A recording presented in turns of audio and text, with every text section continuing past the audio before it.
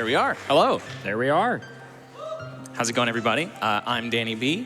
I'm going to be playing The Legend of Zelda: Ocarina of Time, Defeat Ganon, no SRM. So we're going to start right here from the file select screen. Can I get a countdown?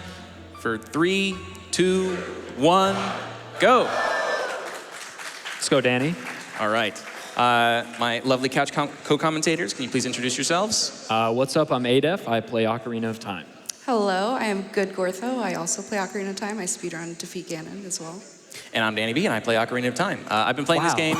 What a coincidence. I've been playing this game since 2013 in a speedrun capacity. I was last up here on the big GDQ stage in 2016 doing glitchless.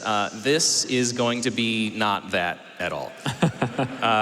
This is Defeat Ganon, no SRM. So what does that mean exactly? First part, a little self-explanatory. Our goal is going to be to defeat Ganon in this speedrun. That is the end condition for this run. We don't have to do anything else. Our only goal is just to get to the final boss and kill him. And then the no SRM part, little self-explanatory. It just means we have to not use the SRM glitch. Now, beating Ganon kind of sounds like that might just be the same as any percent. Beating the game is beating Ganon from the perspective of almost everyone who has played this game. But in a speedrun capacity, we can warp directly past Ganon sometimes, do a wrong warp glitch to the credits. And that counts as a valid ending for Ocarina of Time speedruns unless stated otherwise. And this is one of those categories that does indeed state otherwise. Our goal is to specifically kill the final boss. And so SRM is a big glitch that allows you to do a whole lot of stuff in this game, and it is currently the fastest way to beat the game. SRM is used in any percent to warp past the final boss in 4 minutes or less. So that is not what we're going to be doing here. We are not allowed to use SRM, and we must kill the final boss. So this category has a pretty long and storied history. Back in 2012, a wrong warp glitch that many of you may be familiar with called Ganondorf was found, which allows you to wrong warp from the very first dungeon in the game inside the Great Deku Tree to nearly the very end of the game during the tower collapse sequence just before Ganon. And earlier this year, that 12-year run of Ganondorf being the fastest way to, for a while, beat the game and then later to defeat Ganon was defeated. Ganondorf is no longer in this run. And what is going to be in the run to replace it is a little bit of a surprise, and you will see at the end. So the beginning of this run is going to be relatively standard for an Ocarina of Time speedrun, and it's just going to devolve into more and more nonsense from there. We're going to try to escape Kokiri Forest here. Normally, in order to get out of Kokiri Forest, you have to beat the Great Deku Tree, the first dungeon in the game. And we are going to try to skip that by escaping through the Lost Woods. Not only that, but typically you would need a sword and a shield. We're not going to get either of those yet either. Danny is just going to get enough money to get one Deku Stick, and that will be our primary damage source throughout basically 95% of the run. I do want to say we are less than $2,000 to our Grand Poo World 3 milestone. Let's make it happen. When you donate for that, you can also put it towards our Waka reverse boss rush incentive, and Waka's coming on right after this. So we pick up 10 rupees here on the way to the shop, and we're going to buy this one Deku Stick, and that is going to be our only item in the run for a little while. And we're going to immediately use it to good effect to escape the forest. So there, I mean, in the history of Ocarina of Time speedrunning, there have been tons of ways discovered to escape the forest. We'll be opting to try to get to the loading zone in Lost Woods that takes you to Zora's River, famously known as Aqua Escape. There are lots of ways to do it. Danny will be jump slashing with a certain angle on a certain frame in order to clip through the corner of the collision of a block you'll see coming up onto a slope that will push Danny out of bounds. So there's a lot of movement options in this game. Link can do a whole lot of stuff. Walking backwards is generally the fastest way to move if you're not using glitches. Side hopping is faster as Child Link. Let's see if we can get this. Let's go, Danny. All right. So you're going to see me walking backwards quite a bit. Luckily, I know where I'm going.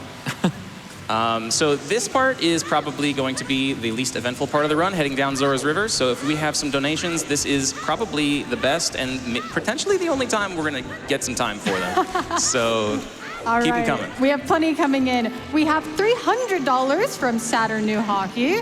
That says, finally, we get to watch Link go on an epic grand adventure all over Hyrule as he fights his way across time. And wait, you're done already? And $100 from Sarah that says, so glad we're getting this Ocarina of Time run. It was one of my favorite childhood games. And shout out to my cousins who are fortunate enough to be in the live audience right now. Nice. Time for one more? One more. One more, yeah. $25 from Yasu saying, Waka got me into arcade rhythm games and I've connected with tons of people through it. Can't wait to see his showcase and I can't wait to see him taking on the reverse boss rush. The boss songs are absolutely brutal and you do not want to miss it. And yes, we are at 9,000 out of 25,000 for that, so please get your donations in. Nice. So right as I left the water there, you might have noticed Link sliding for a little bit. That was called a water extended super slide. My goal was to keep it all the way into Kakariko Village. I would have been able to skip the owl, but dropped it a little bit. That's okay. So we're here in Kakariko Village, and a lot of times when speedrunners come to Kakariko Village as Child Link, you may see them get a bottle by collecting all the Cuckoos and then getting a bottle from the Cuckoo lady. But we're here for a bit of a different reason. We're going to head directly to bottom of the well, where we will find our next major item that we're gonna need to set up for our warp to Ganon. And that is the bomb shoes. Real quick, we haven't met that $1,250,000 milestone for Grand Poo World 3. Nice. Y'all didn't want the Kaizo to end. We're gonna get to see more. Thank you all so much. Another reason we needed the stick is to do this trick called Navi Dive. Danny just mashed stick as Navi came up, and he got to dive under the water. Yeah. While Navi is talking to you, Link can't interact with water, so you can follow right through. And here we are in bottom of the well, and we're gonna do some crazy stuff to get to the bomb shoes. Gortho, can you help me explain that? You should save, Danny. I should save, thank you. Yes. Danny's doing a setup right now to get into a position to do some frame perfect inputs. He's gonna pause right here on the third wiggle of the Skulltula leg, and then turn right, slash, and at the end of all of these inputs, the skull will be dying and will push Link out of bounds and under the floor so we can get up to bomb shoes. So what I'm doing here is called pause buffering. Adef, can you explain that? Yeah, so Ocarina of Time runs at a brisk 20 frames per second, but there are still tricks that require incredible precision. OOT by virtue of pause buffering, which is where you can advance the game frame by pausing well. Also, nice job, Danny. Let's go. You can advance the game frame by frame and do frame perfect inputs. So OOT has tons of setups that would not be viable in other games or performable by human beings, but we have incredible scientists that have used pause buffering to great effect to make OOT the unbelievable beast that it is. Worth noting, that trick that I just did that I paused about 4 billion times on, there is one person in this world who can do it without pausing at all, and that is the current world record holder. They just set a new world record a couple days ago. TKC, very talented Japanese runner. Shout-outs to him. I think he's actually commentating the Japanese restream here, so shout-outs to TKC for being able to do that trick without any pause button. If you notice, Danny picked up another stick out of that pot. We're gonna need that stick for a trick called lunch storage, and we'll need it in DC. We got Choose in well, and now we are getting the shield. It's so fortuitous. Literally all the tools we need are in this one dungeon. Yeah, this is like the only place in the game that has all of those things. Bomb shoes and a Deku shield and a stick refill. And luckily it's just right on the way to where we need to go. So I saved one more time. Saving this run is just for safety because if something goes wrong, we can just head right back. So now we're going to head up to Death Mountain Trail, but there's a gate in the way. Normally you need Zelda's letter to pass that gate, so we're gonna do a trick called lunge storage.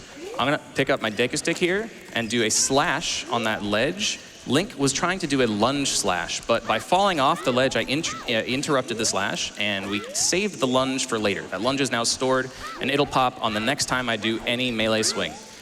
So we're gonna head up to this gate and use it to great effect. And we need that extra lunge to get past this gate. Otherwise, he wouldn't go through. We would just break our stick on it. Let's see if this works. Nice, And we're Danny. through. Very nice. Okay, so we're headed to Dodongo's Cavern, and we have one little trick that we can do on the way there to get there a little bit faster. This is going to be called a hyper-extended super slide. I'm going to shield damage and hold a particular position on my analog stick. And dropped it again, that's okay. So that's pretty much the same trick as the water-extended super slide in Hyrule Field. Not super important that I get it, just a little bit of a time save. This next trick coming up in Dodongo's Cavern is the big one. It's kind of crazy, and we have prepared a script to help us out because there's a lot to explain in very little time. I'm going to do one last safety save here, and then we can get it started. It's probably worth noting that it actually has to be nighttime for this trick to work. So even if you drop the heads, it doesn't really matter. You're not rushing to get there. It just needs to be night. All right, here we go. All right. All right.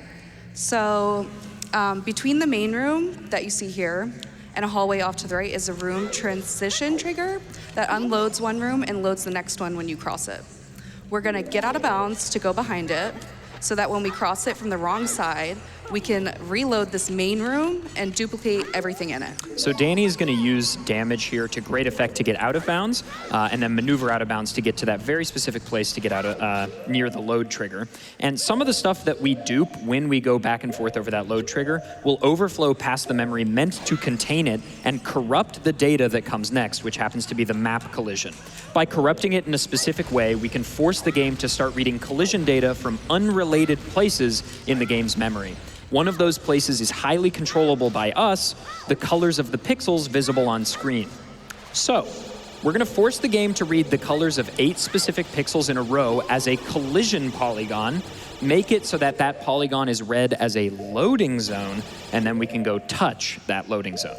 And the special thing about that custom loading zone is that the destination it sends you to is also controllable.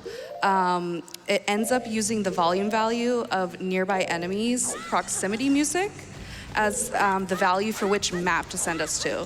So by killing the Dodongo enemy, which you'll see here in a moment, at a specific distance away, we can freeze that volume at whatever value we want, giving us a loading zone that can take us anywhere in the entire game, any scene in the game. So Danny's going for a backup here. Very nice. So I killed that Dodongo at a specific distance away so that the volume value is going to be the same as the scene ID for where we're going. So all these setups are incredibly precise. This trick is ridiculous. And Danny is now getting those pixels on screen where we need them. He's now going to pause buffer to get those pixels exactly where he wants them. And now the game will read the Dodongo volume level. Let's go! All right, that's a big weight off my shoulders. I bet. So Ganon was living under the floorboards in Dodongo's Cavern all along. The whole time? The whole time. Nobody knew it. Dude. And so, 12 years went by in the era of Ganondorf, and we like to call this one Ganon Floor. So we have Ganon here. And while Ganon is spawning, we can talk a little bit about how that was found. The name for that glitch is called Dyna Warping, Dynamic Polygon Overflow Wrong Warping. Don't worry about that long name. If you want the real in-depth explanation for how that worked, I have a video on my YouTube channel, dannyb21892, that explains it. It's a good It's a half-hour-long video. It really goes into the nitty-gritty. If you're as much of a nerd as I am, you will enjoy it, I promise. So 7 years ago, I was messing around duping rooms in Dodongo's Cavern, and a bunch of the collision disappeared, right? I fell through the floor, the walls weren't there, and then my game crashed. And then that was kind of where it stood for 7 years. And then this February, Natalia has died, and Mr. Cheese, 2 very prolific glitch hunters of Ocarina of Time, messaged me and they were like, Danny, I think we can corrupt the collision to make a loading zone. And then like 2 days later, we had a new world record in this category. Okay, so Danny's going for something here called ISG, or Infinite Sword Glitch. It just so happens that if you interrupt a crouch stab on a certain frame with something like a Navi text box, you can swing your sword every single frame. This also comes to great effect in addition to power crouch stab. So crouch stabbing in this game has no implicit value, but it instead takes value from your last damage source. So Danny did a jump slash with the Deku Stick, which just so happens to be the same value as a Master Sword jump slash, then stores that value, swinging every frame. I know it looks like Young Link has just picked up the Kokiri Sword, but it actually is the Master Sword. It just can't visually display it on Young Link's model. But now he'll get ISG again. And this time, Little we need spooky. 4. Oh, Ooh, you know, that's not so good. that's not so good, but that, you know what that means? And audience, this is gonna be exciting. More Ocarina of Time. Let's go. More Ocarina of Time, baby. So, I do still have my Deku Stick. We start up here on top of the collapse. And so we're gonna head down and escape normally. You know, we're just hearkening back to the Ganondorf days where this is exactly where we would show up. You know, the thing that went wrong there was that I was on the wrong side of Ganon, and so he twisted around in a really weird way that I wasn't prepared for. But you know, stuff happens in a marathon run. We keep going, and we'll make it back down there. So the interesting thing is that... Let's go, Danny. You got it, baby. It's almost like we're now combining Ganondorf and Ganondorf into exactly. one run. It's pretty funny, actually, that I can do the crazy glitch in Dodongo's Cavern, but then die again, and that's... You know what's unbelievable, though, is that you died again, and the game's like, oh, well, yeah, we'll take you to tower collapse. Like, yeah. And interestingly, even if I hadn't picked up the Master Sword, when you die to Ganon, what you end up getting is... You have Master Sword get the too, Master by the way. Sword on Yeah. B. Like, I don't have the Kokiri Sword anymore. I have the Master Sword. Even if I hadn't picked it up, you get the Master Sword here when you die at the end. So, you know, a little unfortunate, but it's all right. I have a special donation here. I have $100 from Rock and Lisa that says Danny B's parents. Danny Thank you, B's Mom and Dad. parents. Thank you, Mom and Dad. Thank you for writing that in. I otherwise would not have known. And that puts us at $12,000 out of 25 for our Waka Reverse incentive. Let's keep it going.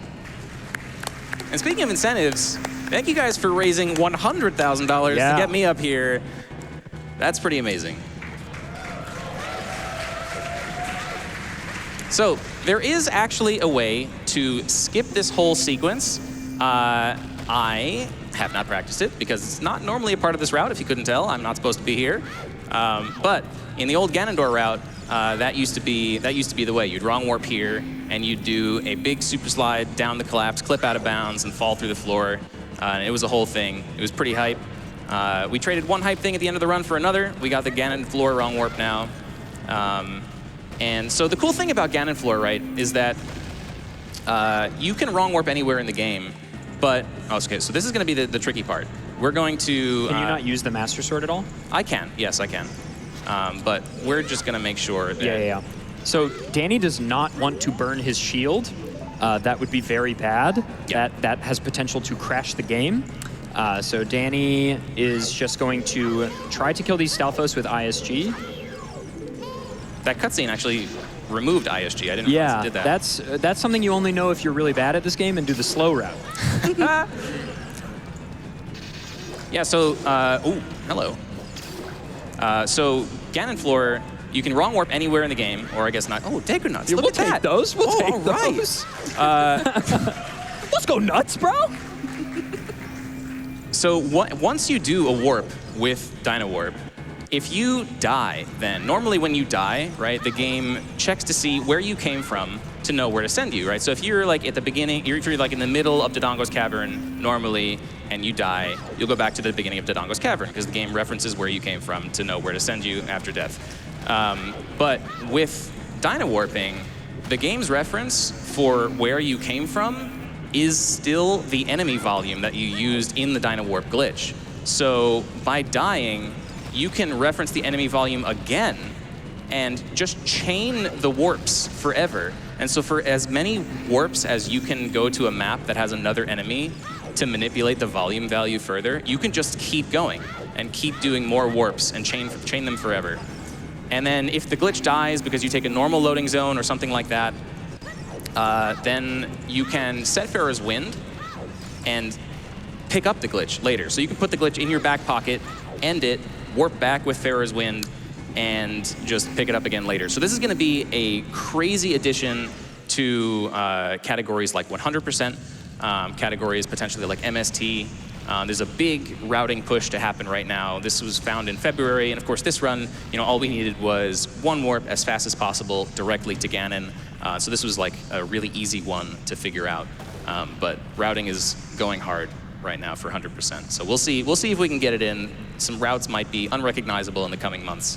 So we made it down the tower without burning our shield. Let's go, Danny! You did do that. This is, by the way, to make it even more impressive, unpracticed. So Danny's just showing off the God Gamer skills. I did do glitchless runs. That was the last time I was here. This is just it's a memento. It's a to walk down memory lane. Yeah, to the run from 8 years ago that I did.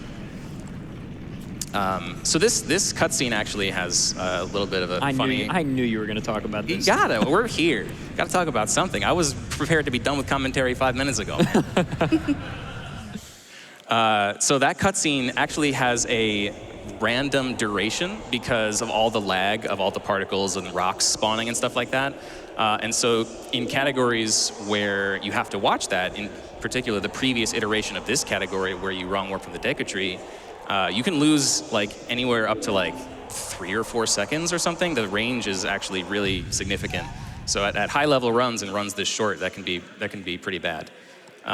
So luckily I still have my Deku Stick. If I had broken my Deku Stick, we would have been in big trouble here because I don't have any other weapon to use for the first phase.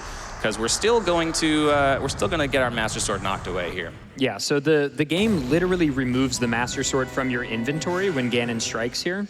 And so even though we have this weird Child Link Master Sword, the game is going to take it away, and then we'll get it back in second phase. Yeah, and I don't have the Kokiri Sword either as a backup. So this Deku Stick is my one and only lifeline. So, we'll try not to die to him this time. If we do die, you know what? Let's come to that if it happens. It's not going to happen. It's not going to happen. It's not going to happen. Twice in a row couldn't possibly Come on, happen. audience. It's a tradition in Ocarina of Time GDQ runs that there's always one, well, that never happened before. I can tell you I have not died to Ganon in practice in a very long time. All right, we got ISG.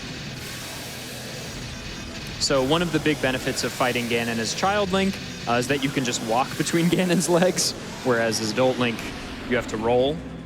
So a small saving grace, and the Deku Stick just happens to be tall enough to strike his tail with ISG.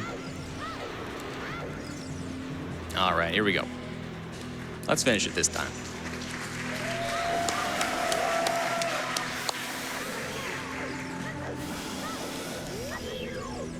All right, I'm gonna let him come to me. Yeah, nice. Good. This one. 2. Last one. Let's All go, right. Danny. We're in there. That's my boy. Timing will end on final slash here. It's a bonus run. Gave you guys a little more Ocarina of Time than you planned for, but it cost $100,000, so it was worth it. A little more Danny B too. Yeah, And that's true. That's exciting. You can find me on twitch.tv/dannyb, dannyb21892 on YouTube. If you stop by, you'll see some more Ocarina of Time content, and that's it. Good job, Danny.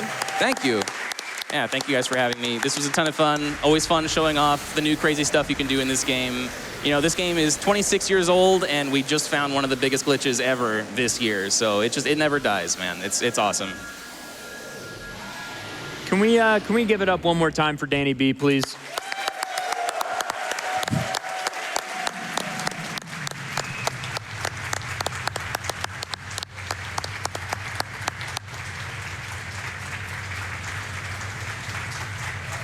That's all we got.